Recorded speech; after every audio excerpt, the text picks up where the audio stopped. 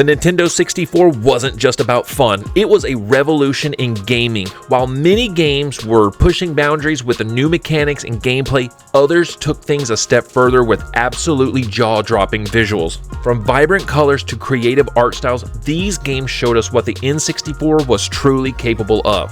Some wowed us with realism, others enchanted us with style, but every one of them left us in awe. So grab your controller because today I'm counting down the most beautiful N64 games of all time. Games that weren't just fun to play, but pure eye candy. Whether you're exploring magical forest, battling futuristic enemies, or adventuring through a storybook world, these games proved that the Nintendo 64 wasn't just powerful, it was an artist canvas. Let's dive in and celebrate the games that defined an era of creativity and innovation. Here we go.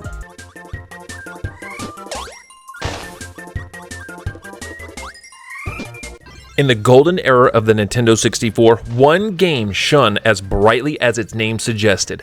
Kirby 64, The Crystal Shards. A game that redefined what charming could look like on a 3D console.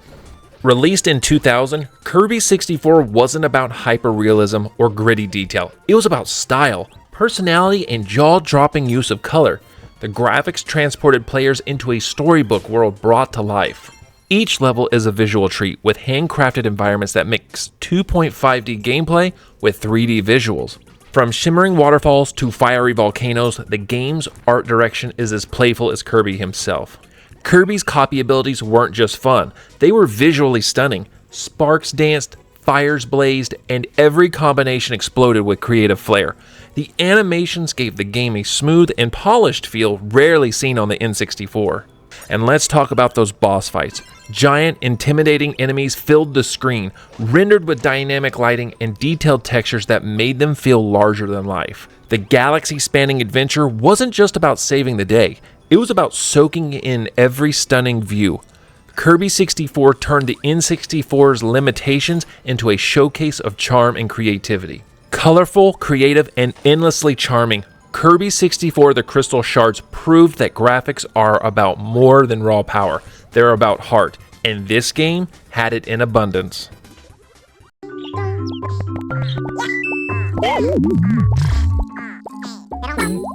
Back in 1998, the Nintendo 64 was all about pushing boundaries in 3D, but one game took a different route, Yoshi's Story. It didn't just stand out, it popped off the screen with a unique visual style unlike anything else. Yoshi's Story was a bold departure from realism. Instead of gritty graphics, it delivered a whimsical, handcrafted world that felt like it was pulled straight from a child's imagination.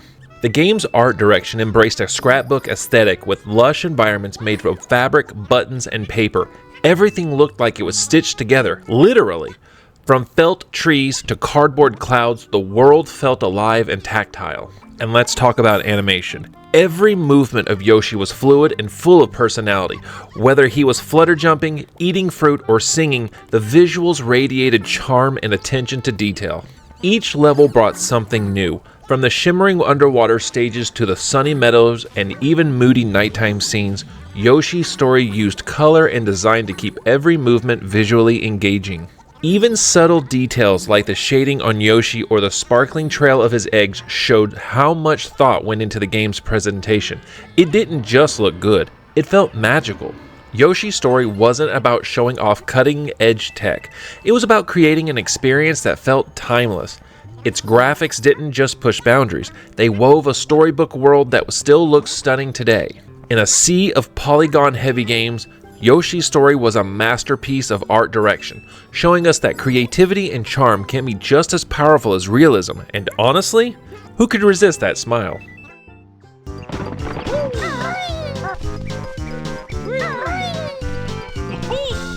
In 1998, the Nintendo 64 brought players into a world of possibilities, but no game captured the magic of exploration and visual wonder quite like Banjo-Kazooie. Rare developed a masterpiece that not only played great, but looked absolutely stunning for its time. Right from the opening moments in Spiral Mountain, Banjo-Kazooie set the tone with vibrant colors, detailed environments, and characters that felt alive.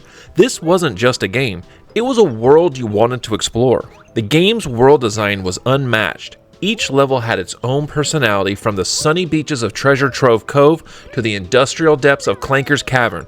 The graphics weren't just functional, they were immersive, pulling you into every detail.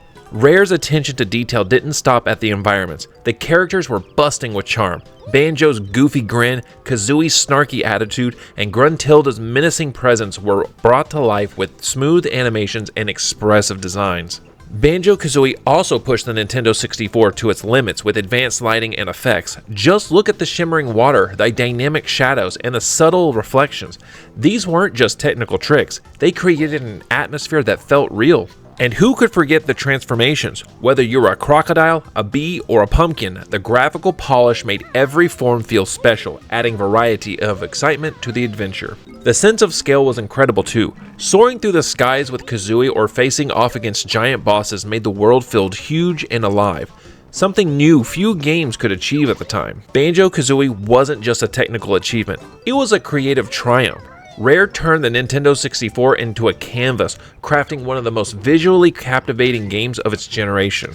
It wasn't just the graphics, it was the heart and creativity that made Banjo-Kazooie a visual masterpiece, and over 2 decades later, it still stands tall as one of the best looking games of its time.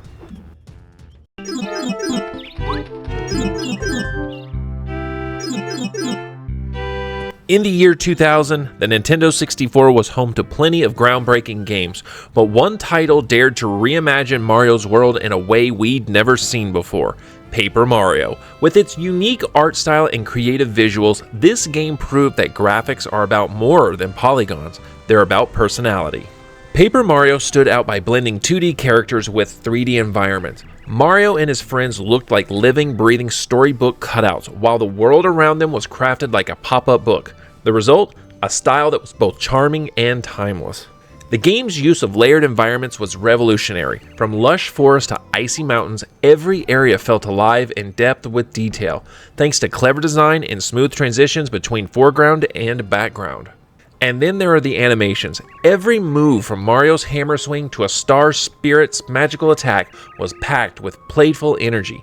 The hand-drawn characters added a level of expressiveness that was rare on the Nintendo 64. Each location in Paper Mario had its own personality, whether it was the whimsical chaos of Shy Guy's toy box, the spooky elegance of Boo's mansion, or the tropical beauty of Lava Lava Island. The game delivered a constant sense of wonder. Rarely did we see a game that made such good use of visual effects. The sparkles of a spell, the glowing outlines of special moves, and even the subtle shadows cast by the characters all added to the game's unique charm. The turn-based battles weren't just fun, they were stunning to look at. Bold colors, flashy attacks, and vibrant effects kept every fight visually engaging. Paper Mario wasn't trying to compete with realism. Instead, it gave us a visual style that felt fresh, innovative, and perfectly matched the light-hearted tone of the game.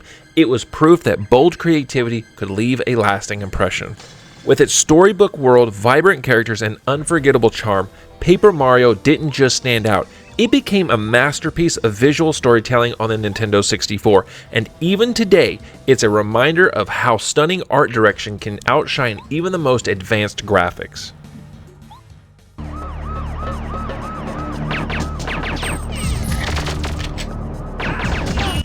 In the year 2000, the Nintendo 64 was showing its age, but one game pushed the boundaries of what the console could do, and that was Perfect Dark. Developed by Rare, the same team behind GoldenEye 007, Perfect Dark raised the bar with cutting-edge graphics for its time. Its use of the expansion pack unlocked high-resolution textures, dynamic lighting, and smoother animations. From detailed character models to richly designed environments, Perfect Dark was ahead of its time. The game showcased advanced features like real-time shadows, reflections on metallic surfaces, and even facial animations, something rarely seen on the console back then. And let's not forget the massive multiplayer maps and bots, all while maintaining impressive graphic fidelity. Perfect Dark wasn't just a game, it was a technical masterpiece, showing us what the Nintendo 64 was truly capable of.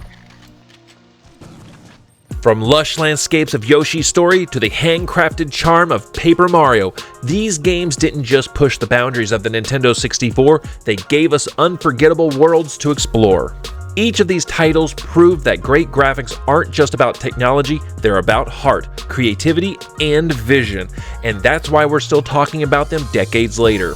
Thanks for joining me on this nostalgic journey. Which Nintendo 64 game do you think had the best graphics? Let me know in the comments below, and I'd love to hear your picks. If you'd enjoyed this trip down memory lane, give me a thumbs up and subscribe for more retro gaming adventures. Until next time, keep gaming and keep dreaming.